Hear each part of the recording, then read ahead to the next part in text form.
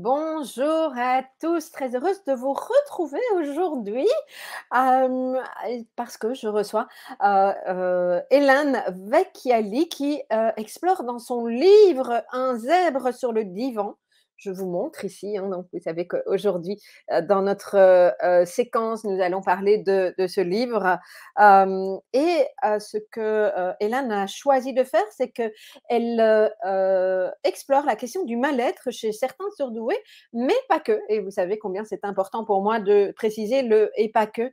Hélène aborde aussi à travers le récit de la vie d'Henri et de sa compagne Sylvie dans ce livre les ressources sur lesquelles le surdoué peut s'appuyer pour s'éloigner du mal-être, pour accueillir sa singularité et trouver un équilibre épanouissant. Voilà tout un programme parce que oui, effectivement, les personnes hautement sensibles et ou au potentiel peuvent elles aussi être heureuses. Et ça, vous savez combien c'est important pour moi de ne pas oublier cette partie-là.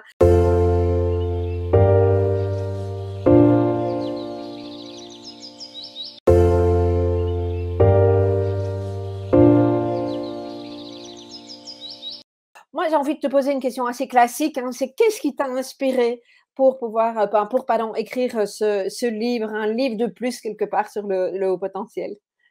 Eh bien, j'avais vraiment à cœur de réhabiliter, les hauts potentiels intellectuels qui sont souvent présentés soit comme des génies, soit comme des victimes, et vraiment, ça me contrariait donc c'est la surdouance est un cadeau et certainement pas un poids et par conséquent, j'ai voulu montrer que lorsque, certains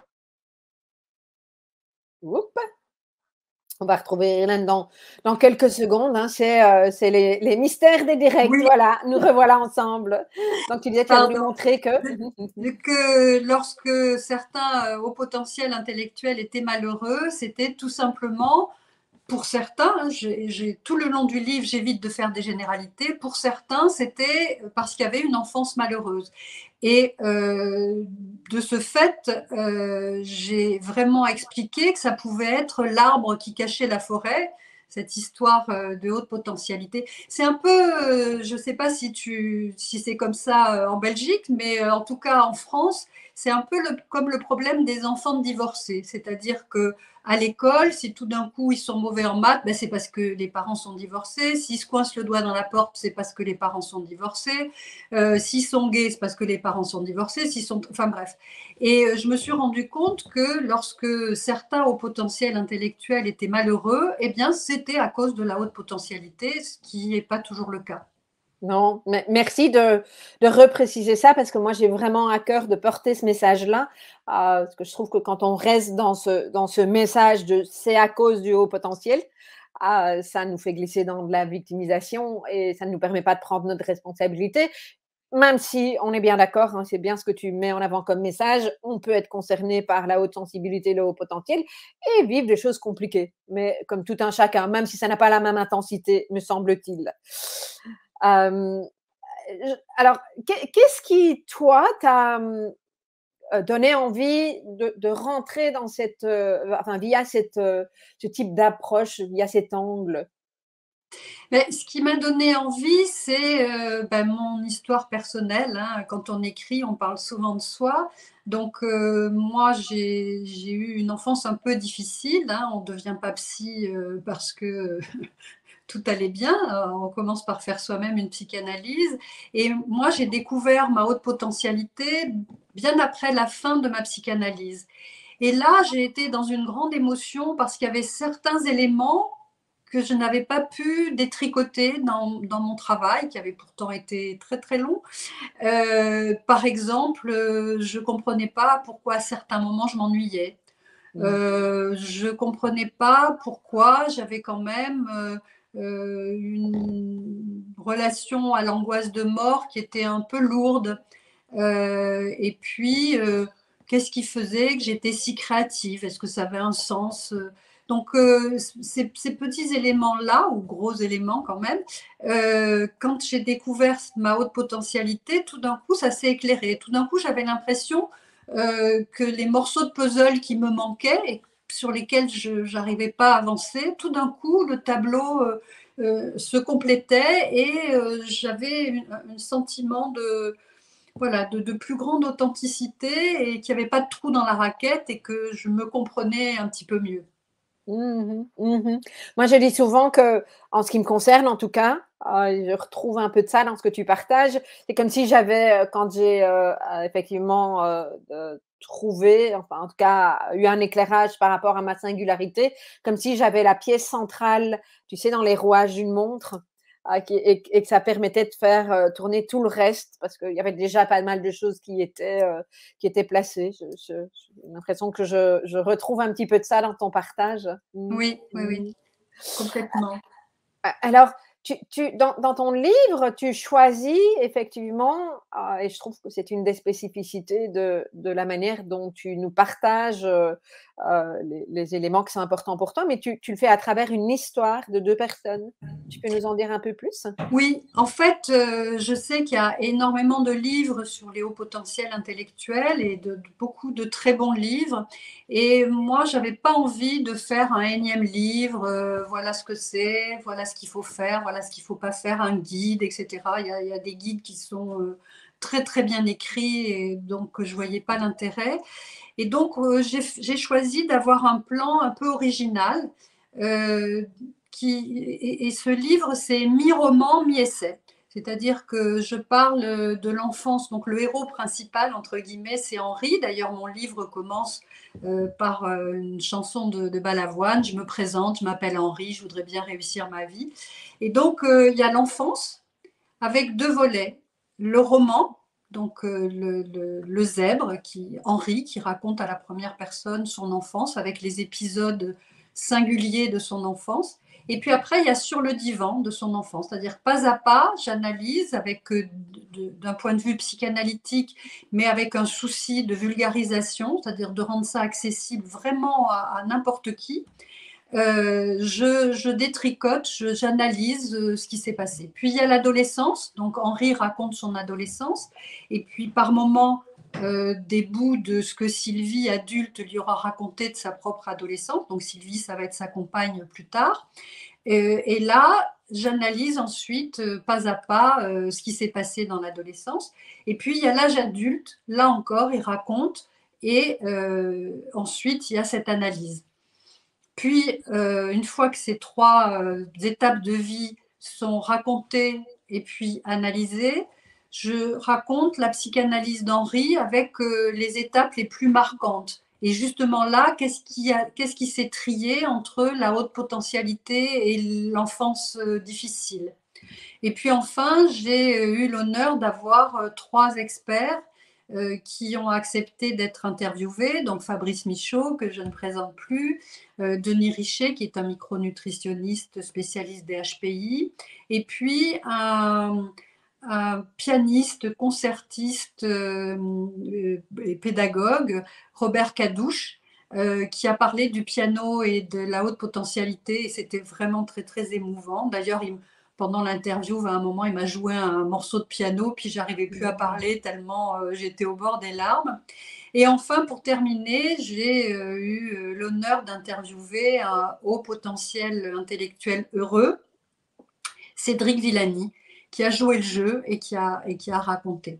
Donc voilà, j'ai voulu faire un objet original Mmh mh. et Mmh. voilà et finalement, une fois qu'il a été terminé et c'est ce que je mets dans ma conclusion, je pense que, le livre est un kintsugi. Je ne sais pas si tu sais ce que c'est que les kintsugi, mais moi j'aime beaucoup, cette métaphore. Dans, le Japon ancestral, lorsque des objets très précieux étaient cassés, des vases, des porcelaines, des tasses, eh bien, ils étaient réparés avec de la colle dans laquelle il y avait de la poudre d'or. Ce qui Mmh. fait qu'au lieu de s'évertuer à camoufler les cassures, eh bien, elles sont magnifiées. Et voilà, donc dans ce livre, Henri et Sylvie ont réussi à cicatriser leurs blessures en les magnifiant. Et voilà, c'est un livre qui parle de souffrance, de grosses difficultés, mais également d'un chemin de résilience très réussi. Et ça, c'est important, parce qu'il y a rien de binaire là-dedans. Je pense que dans notre société, on a tendance à, me semble-t-il, hein, c'est mon point de vue, en tout cas aujourd'hui, à vouloir être heureux à tout prix, comme si on voulait se défaire d'une souffrance qui ne peut pas revenir dans notre vie, alors qu'on sait que la vie, c'est ça aussi. C'est jongler avec ça et puis j'aime le fait que tu parles de résilience. Alors il y a pas de question dans ce que je dis, hein, Oui, mais moi mais voilà. je rebondis effectivement et dans le livre, je raconte et j'explique combien il me semble que les hauts potentiels intellectuels ont une très haute capacité de résilience. C'est-à-dire que la résilience, en fait, c'est deux temps, hein, c'est un temps de traumatisme et puis ensuite un temps de réparation. Et ce temps de réparation, il se fait la plupart du temps avec un tuteur de résilience, c'est-à-dire qu'une personne qui va être là, qui va pouvoir accompagner cette sortie magnifiée. Eh bien, ma conviction, et je le décris combien pour Henri et Sylvie ça a été le cas, ma conviction c'est que les hauts potentiels intellectuels ont en eux-mêmes leur propre tuteur de résilience. Qu'est-ce que ça veut dire? Ça veut dire que ce surinvestissement intellectuel est un refuge. Ce repli sur soi est un refuge créatif qui leur permet d'avoir en eux ce tutorage et ce tutorage va faire effet d'autoréparation et va avoir un caractère antidépressif. D'ailleurs, c'est ce que Camus et Pascal ont vécu. Donc Camus, qui est orphelin de père, qui a une mère qui est illettrée, qui est mutique et donc assez inaffective, eh bien, il va se réfugier dans son intellect et ça va lui permettre de faire le parcours brillant que nous connaissons. Et Pascal, de même, a sa mère qui décède lorsqu'il a 3 ans. Et là, il se réfugie dans les mathématiques, il va résoudre des théories d'Euclide et il va vraiment devenir quelqu'un de solide en surinvestissant l'intellect. D'ailleurs, il dit j'ai mes propres brouillards et soleils à l'intérieur de moi. C'est-à-dire que vraiment, je me débrouille moi avec ça. Donc, si on revient à la résilience, vraiment, je pense que les hauts potentiels intellectuels ont en eux une résilience, un tutorage, j'allais dire inné, qui leur permet dans les grands et mauvais tourments, d'avoir une continuité du sujet grâce à ça. Mmh mh. Mmh. Est-ce que, ça suppose qu'il n'est pas nécessairement, important d'être accompagné ou c'est simplement que c'est facilité parce que, on a cette ressource intérieure? Ben, je pense que quand c'est des petits tourments ou des petits bouleversements, on s'en sort tout seul. Après, quand c'est vraiment important, ben, bien évidemment, heu, pour beaucoup, il va falloir, pour beaucoup qui ont des grands tourments, se faire accompagner. Mais il y a Oui, déjà cette potentialité. oui. C'est ce que dit d'ailleurs Dabrowski hein, dans son livre La désintégration positive. Dabrowski pense que les hauts potentiels intellectuels qui vivent des moments dépressifs qui, pour lui, sont des signes de grande santé mentale, hein, c'est-à-dire Oui, oui, oui. quand on monte des étapes vers plus d'authenticité, vers une personnalité plus forte, eh bien, il y a ces moments dépressifs et il pense que les hauts potentiels intellectuels, d'un côté, sont plus susceptibles d'avoir ces moments de désintégration et de l'autre, une plus grande capacité à les surmonter. Oui. Oui, oui. Enfin, en tout cas, ça fait sens pour moi, et probablement, j'imagine, pour les personnes qui nous écoutent. Hem j'ai envie de te poser une question. Enfin, d'abord, non, parce qu'il y a plein d'idées qui viennent, et de choses que j'ai envie de dire à notre public, hein. Tu viens de donner, 2 exemples, hein, de Pascal et de qui d'autre dans Camus? et Camus, voilà. Hein, tu en parles dans ton livre, hein, donc Oui. voilà, hein, tu retraces, une partie de leur histoire dans ton livre, donc ça peut être, important pour notre public. Hem quand tu parles effectivement, de Henri et sa compagne, j'ai un souci avec les Sylvie, prénoms moi. Ma mère faisait la même chose, tu vois? Mais le truc que j'oublie toujours les Henri prénoms et Sylvie. et Sylvie. Sylvie, voilà. Hem, est-ce que tu parles de la partie relationnelle dans ton livre et des Oui. ressources? Parce que on sait que c'est quand même quelque chose qui peut être compliqué pour beaucoup de personnes. Oui, oui, oui. Oui, oui, je parle beaucoup, beaucoup de ça, hein. Le propre, de l'humain, ses relations. Donc j'en parle beaucoup. J'explique à quel point, chacun, se débrouille comme il peut et en raison, de leur enfance difficile, différente, hein, pour les uns, pour les autres, combien le relationnel est important et comment ils ont progressé dans le lien à l'autre. En expliquant qu'au début, eh bien, il y a, quand on a une enfance malheureuse, il y a, et qu'en plus on est au potentiel intellectuel, il y a quelque chose de l'ordre de l'agrippement, de l'attachement, de vouloir à tout prix être dans un lien absolu à l'autre, et que tous les deux ont appris que bah, c'était pas forcément une bonne chose et que être d'abord en paix avec soi et au clair avec soi, ça permet ensuite de pouvoir avoir des liens un peu plus clairs et sains avec les autres. Ouais, ouais. Merci pour cet aspect parce que je trouve que c'est tellement important et tellement recherché aussi par notre public. Hem, alors, attends, j'ai plein de questions, mais, est-ce que tu peux nous donner des exemples de ressources? Parce qu'on parle de ressources. Alors toi et moi, ayant été dans l'accompagnement, on sait ce que ça veut dire une ressource, mais est-ce que tu peux peut-être clarifier pour le public qui nous écoute et pour qui ça n'est peut-être pas tout à fait, clair de ce que ça peut être une ressource et comment ça peut se traduire à travers un exemple? Eh bien, ça peut être, la créativité, par exemple. Ça peut être, des moments où, quand on est, dans un état de créativité, c'est écrire un livre, ou, imaginer, ben, Henri, par exemple, à l'âge adulte, il va être consultant, pour une entreprise et donc on va lui confier de multiples missions, même celles qu'il devrait pas faire parce qu'il est dans une volonté d'être sauveur et pendant ce temps, il s'oublie un peu, ça lui permet de souffler dans une identité fragile. Eh bien, ça peut être ces moments créatifs où là, on est dans une espèce d'état de flow, hein, d'un état où vraiment, comme un peu les moments où on est en hypnose, dans un état de conscience modifié, où là, la Terre peut s'effondrer à droite, à gauche, eh bien, ça permet vraiment de se ressourcer. Ça peut être des moments d'écouter de la musique, ça peut être, voilà. Et ça peut être aussi ces moments de lecture sur des choses personnelles. Par exemple, Henri raconte qu'il a lu le livre d'Alice Miller, Le drame de l'enfant doué, et qu'il a pleuré tout le long du livre, mais que ça a été une sacrée ressource parce que tout d'un coup, il a réalisé combien il avait surdéveloppé tout un sensorium, euh, tous ses sens en permanence pour être à l'affût de ce qui pourrait arriver comme danger, comme catastrophe et Oui, d'anticiper. Voilà. Donc, c'est toutes ces ressources-là et bien d'autres que nous avons tous en nous. merci pour ça.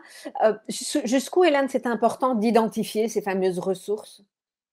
Eh bien, c'est important, dans le cas, de mes 2 héros, hein, et surtout d'Henri, ces ressources ont pu être mises, à jour, au moment de sa psychanalyse. Parce que spontanément, il avait repéré pas mal de choses, mais dans son travail psychanalytique, ça lui a permis, je le répète là, comme je le disais en introduction, ça lui a permis de trier de ce qu'il fallait surmonter de son enfance, hein, et puis du cadeau de la surdouance. Et comment ces deux cadeaux, le cadeau qui s'est fait de son travail thérapeutique et la surdouance, comment ça l'a aidé à avancer, et surtout comment ça l'a amené à être de bonne foi. Je m'explique sur bonne foi parce que c'est vraiment, j'allais dire pour moi peut-être le concept principal de ma vie.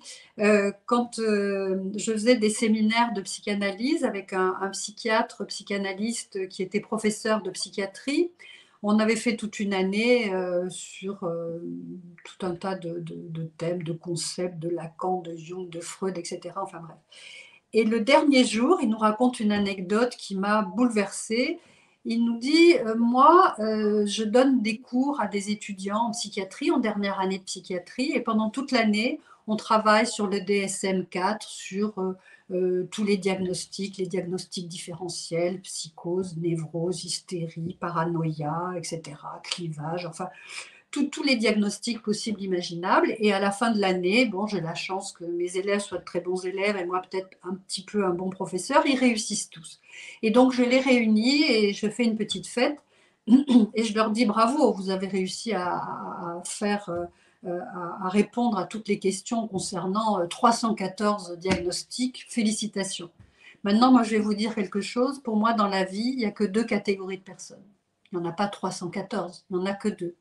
Les gens qui sont de bonne foi et les gens qui sont de mauvaise foi. Et moi, j'ai trouvé ça fascinant parce qu'il disait bonne foi vis-à-vis de soi-même et vis-à-vis des autres, et mauvaise foi sur soi et Oui, mauvaise foi des autres.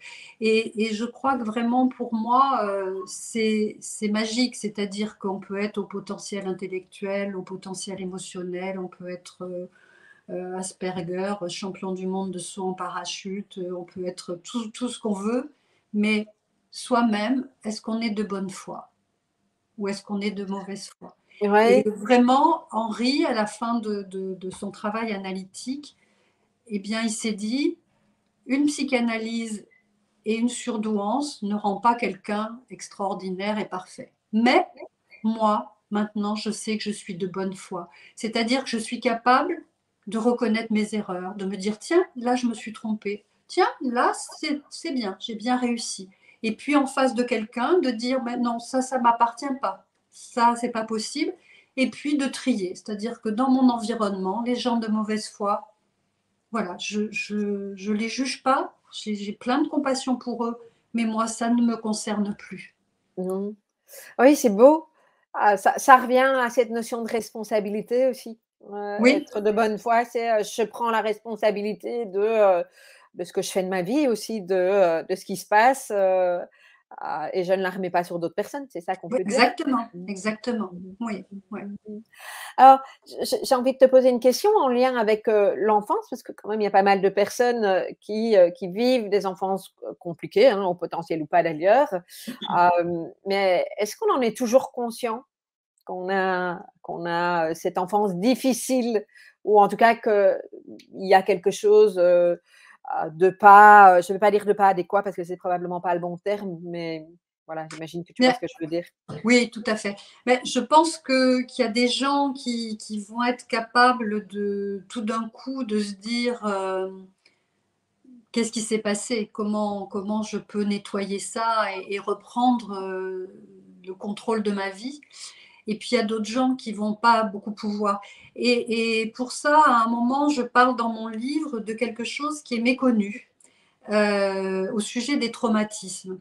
Tout le monde sait ce que c'est qu'un traumatisme psychique et un traumatisme physique. Traumatisme psychique, ça peut être des violences dans les propos, ça peut être, vraiment, quelque chose de douloureux. Les traumatismes physiques, malheureusement aussi, on sait ce que c'est, ça peut être des enfants battus et cetera. Mmh mh. Donc ça, c'est connu et à la limite, je dirais que comme c'est connu, on peut s'en saisir et à un moment dire: «Ah oui, tiens, j'ai souffert de ça, ah oui, on m'a dit des paroles terribles qui m'ont beaucoup marqué ou on m'a battu et il faut que je guérisse de ça» et c'est pas facile. Mais il y a un autre traumatisme qui est bien plus sournois, c'est le traumatisme du non-advenu et le traumatisme du non-advenu, c'est quelque chose de terrible parce que comme c'est invisible, c'est une maltraitance passive. C'est-à-dire ce sont des parents qui ne considèrent pas l'enfant, c'est un enfant qui ne va pas avoir de danse affective avec sa maman. C'est un enfant à qui on ne va pas dire: «Tu existes, tu es important, je te contiens, tu peux me parler, je dialogue avec toi, tu m'intéresses». C'est un enfant qui va rien recevoir. Et ce traumatisme du non-advenu, il est terrible parce que comment se saisir de quelque chose qui n'était pas là? je ne sais pas que j'avais droit à ça, puisque je ne l'ai pas eu, donc comment travailler sur quelque chose qui n'était pas là? Et ça, c'est un sacré travail. Et d'ailleurs, lorsqu'on n'arrive pas à dépasser le traumatisme du non-advenu, eh bien, c'est là où la mélancolie s'installe, parce que la mélancolie, c'est le deuil de quelque chose dont on ignore tout. Oui. Donc, on n'est pas bien, mais on ne sait pas pourquoi, puisqu'on n'a pas eu ce à quoi on avait droit. Donc, c'est un peu Et complexe. qu'on ne sait pas, oui, et qu'on ne sait pas que ça existe. Oui, oui. Voilà. Hein. Donc, je dirais, pour répondre à ta question, hein, que quand il y a eu des vrais traumatismes, c'est peut-être plus facile de repérer la souffrance et l'origine de la souffrance et d'aller la déposer quelque part pour y travailler. En revanche, quand ça n'a pas eu lieu, eh bien, on ne sait pas forcément que ça n'a pas eu lieu. Et qu'est-ce qui n'a pas eu lieu? Et là, c'est plus compliqué pour aller y travailler. Mmh mh. Mmh. Oui, bah, merci pour ce partage. Je trouve que c'est touchant, en tout cas, d'entendre ça, et Oui. peut-être que ça résonnera pour une série de personnes qui nous écoutent. Si on en revient à ton livre, Hélène, est-ce qu'il y a des retours de lecteurs qui t'ont particulièrement touchée? Oui, je m'attendais absolument pas à ça. Quand j'ai écrit ce livre, j'ai cru que, la cible était toute petite, quoi. C'était que les gens, au potentiel intellectuel, mais pas du tout. En fait, c'est ceux-là et puis c'est d'autres qui veulent les connaître et cetera. Mais parmi les hauts potentiels intellectuels, je reçois tous les jours des messages, des mails ou des textos ou même des gens qui me téléphonent et en fait, le fait d'avoir raconté la vie, toute la partie roman, fait qu'il y a plein de gens qui me disent: «Mais enfin je me comprends». Parce que j'ai vécu ça et puis j'ai l'analyse à côté. Et donc vraiment tout d'un coup je me dis: «Mais c'est moi ça, c'est moi» et ça me touche et je suis bouleversée.